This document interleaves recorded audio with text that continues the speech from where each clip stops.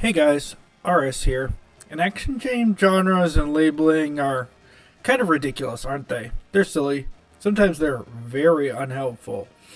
I've ever had a hard think about basically they invented a term for attacks in a game, and we made that into an entire genre of games.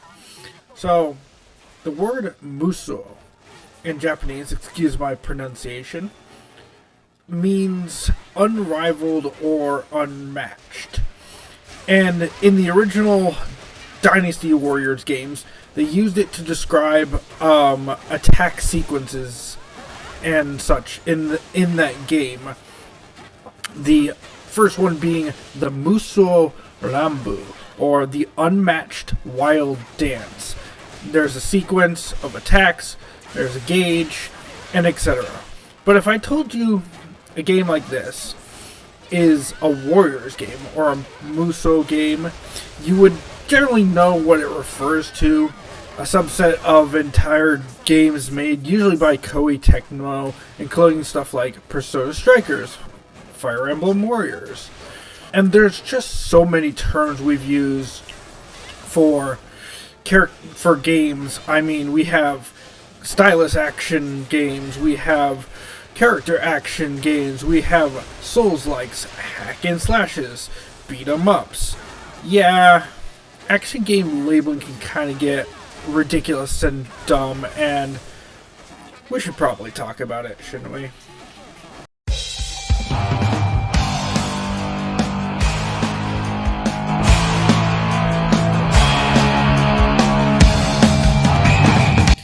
So, action games, or that genre in general, is just a ridiculously wide definition.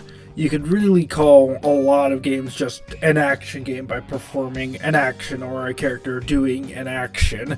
I mean, Persona has you commanding characters to attack others, but that's really an RPG. So we had to kind of come down and go into subsets or subcategories of just actions. You have action games, you have platformer stuff like Kirby, an action more adventure game where you go out and explore, like a Horizon game or maybe a Crisis Core. They all kind of cross over. You have first person shooter games, you have hack and slash games, which generally got used to define pretty much most of the games I'd be talking about a little bit more, like the Bayonettas and your Devil May Cry's. You have fighting games like Blaze Blue, Cross Tag Battle here, or Guilty Gear Strive. You know the type. RPGs, survival games, you name it. There's so many genres to talk about. But when you talk about action games, we really came up with mostly action adventure, platformer, first-person shooters, beat 'em ups, and hack and slash games. Those are all the big subsets of this sort of game.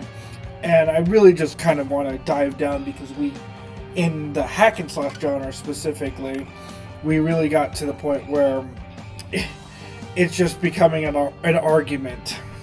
And part of the reason I'm talking about this, is I'm just seeing a lot of this sentiment online where people are trying to talk about what we even call these games anymore, because hack and slash, okay, that did make sense, but then we got down to calling it specific names. Usually they referred to as stylish action games or character action games, but even that gets a little bit more ridiculous as you go along and along.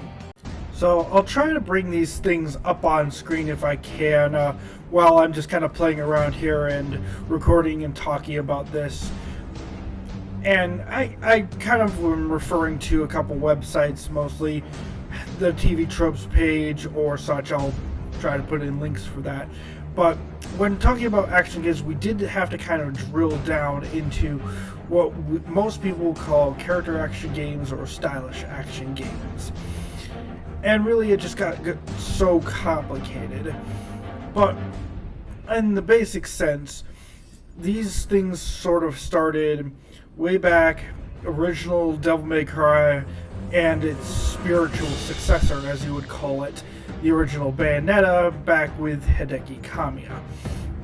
And Kamiya wanted to make these games, or had the idea to sort of design games more like playing in an arcade. People would watch you for your high scores, be incentivized to, be better than you, or see your cool combos and want to play along. And so he wanted to create games with that sort of feel. And that sort of turned into making the original Bayonetta like it is. If you've ever played it, very much more arcade-like. When you compare that to stuff like Musous or Souls-likes or Souls games, I guess they have more of a defined thing that everyone outside of our sphere knows. You kind of have to go through and understand what makes up these games, the backbone, as it were. So in a character action game, they're trying to do all sorts of different combos, engage with different sort of enemies to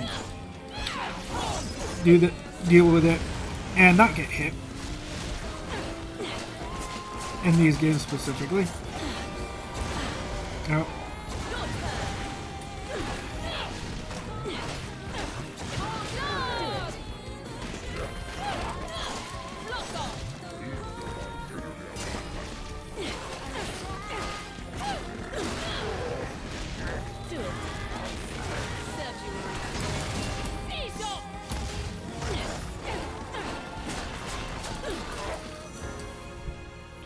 so you go through, you face all sorts of different enemies, and you're trying to build up your combo points, do it in the fastest amount of time typically, and not take damage. Well, unfortunately, my first time was not that great.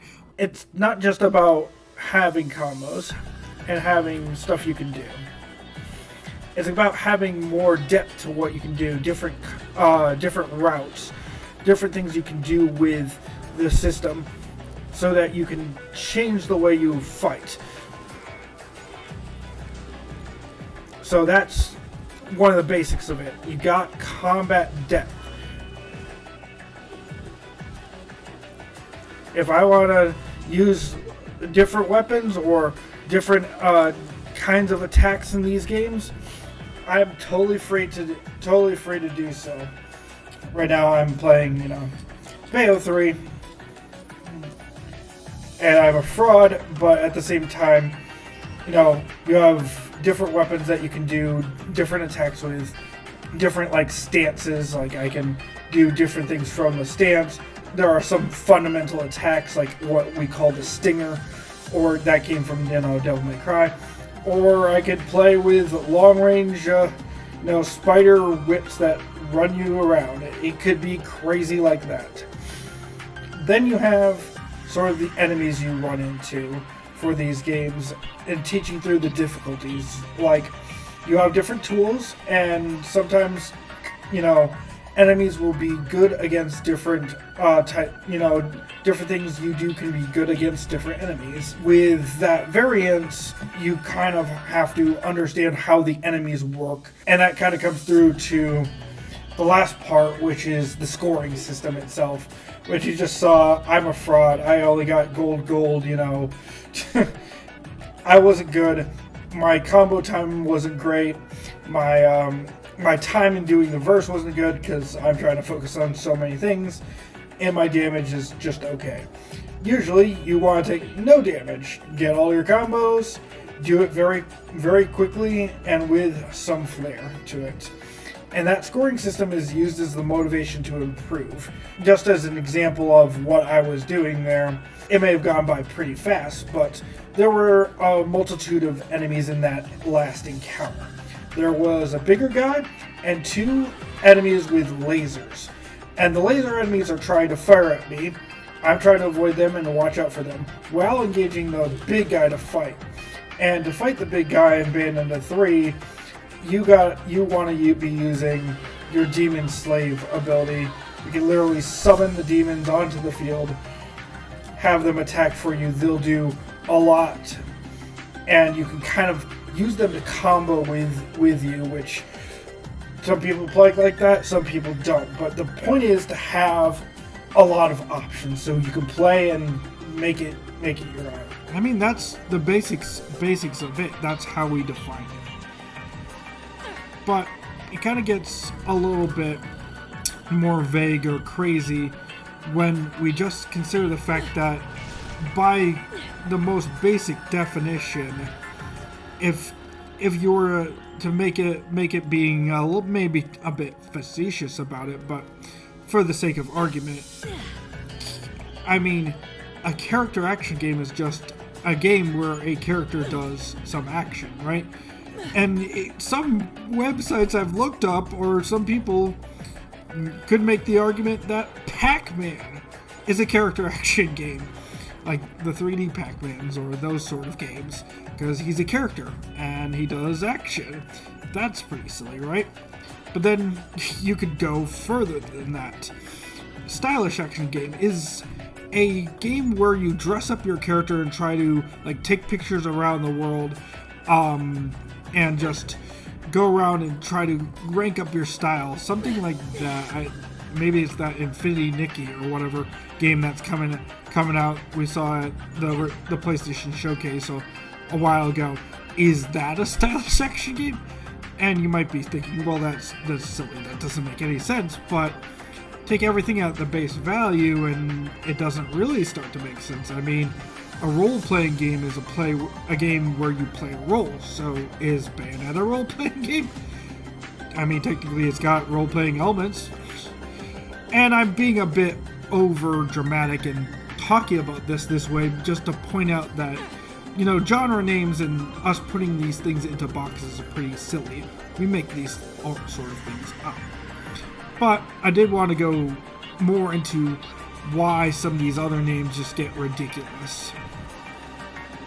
I also kind of start to think, where did we get stylish action from? Was it from, you know, Devil May Cry, Triple S against smoking sexy style or such like that? Because when you really think about it, a lot of these games have crossover elements that we should really embrace. I mean, you have beat 'em ups, you have games like Vanquish, which technically have shooter, you know, elements.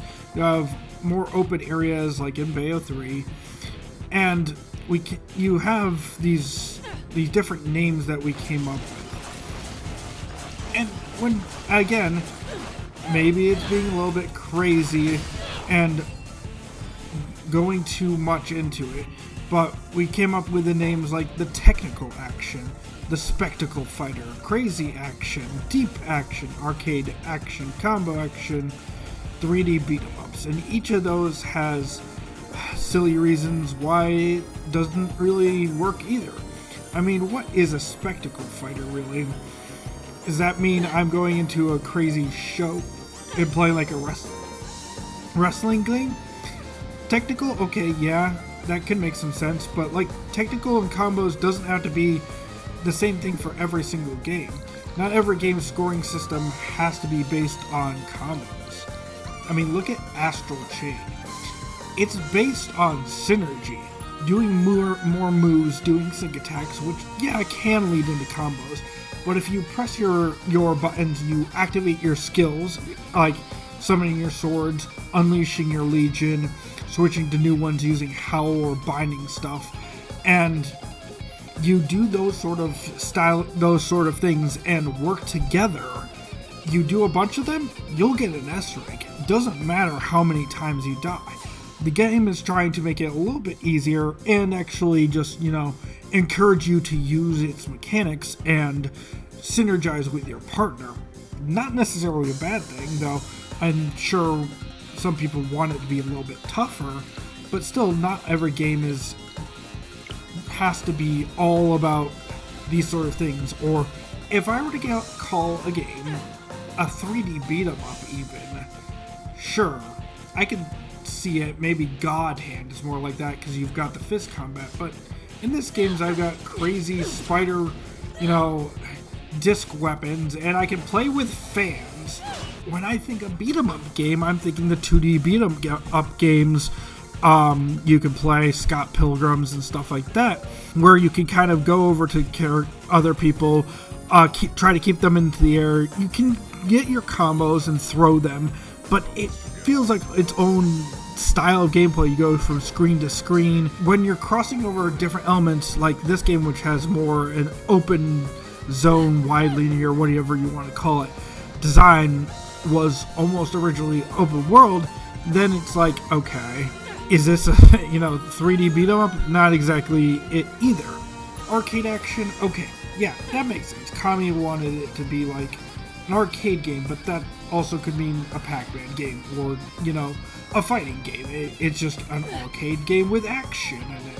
Again, maybe I'm oversimplifying it, but you start to get like that, and it gets a little bit muddled. It's not necessarily helping the public understand.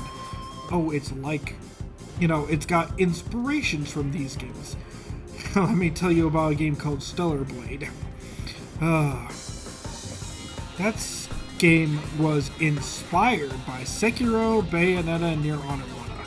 And there is not that much. I played it. Good game, not that bad. Fun combat. But there's not that much like Bayonetta besides the angels, maybe the angel designs. And even then,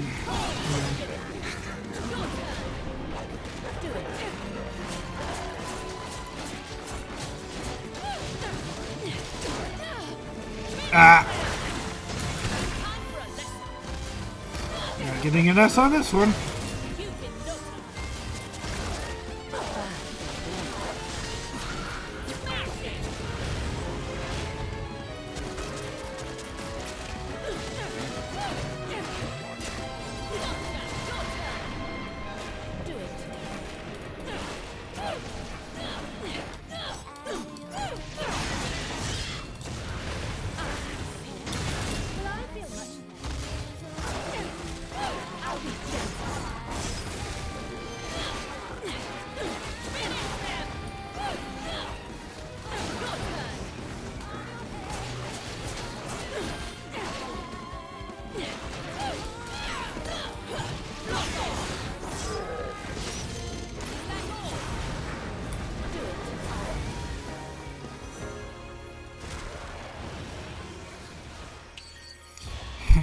Can't really talk and play at the same time. Just missing that because that one hit. The point is, you get down to it and you define things so simply, it gets a little bit crazy. And you look at that game I was talking about, Stellar Blade. It's nice to have the influences. It's nice to have the decent action as, but it's not really like Bayonetta, like I said.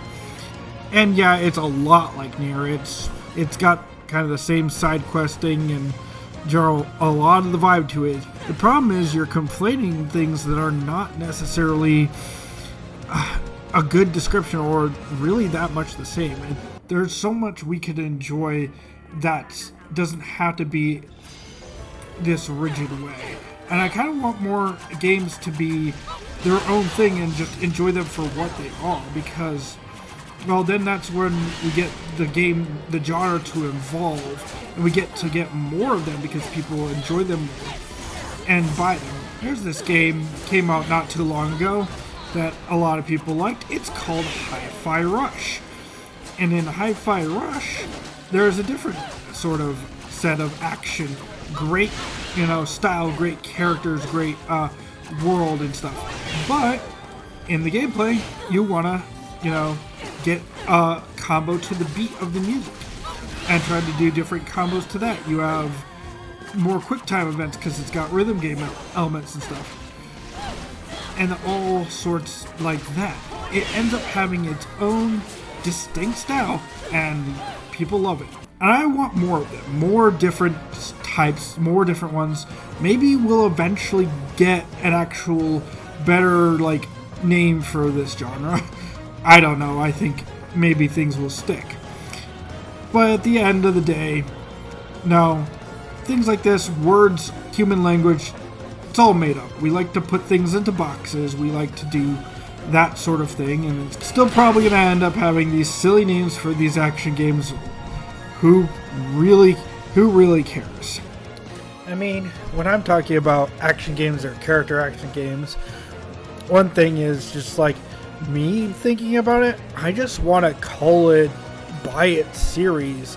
I mean, sure, you can call it just an action game or just a hack and slash since that's more accepted, but just call it a Bayonetta game. I mean, call it an Astral Chain. Call it a Devil May Cry game. Or just call it an action game, you know? Screw it. It's silly. It's a conundrum. But, hey, it's at least fun to at least want something to think about and discuss, isn't it? There are many reasons to like games. So, with that being said, guys, this has been RS. I thank you guys for watching.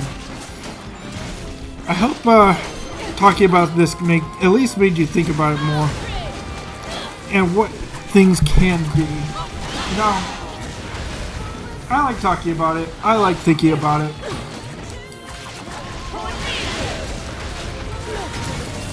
But this was more sort of just a casual way to talk about this sort of thing going on right now.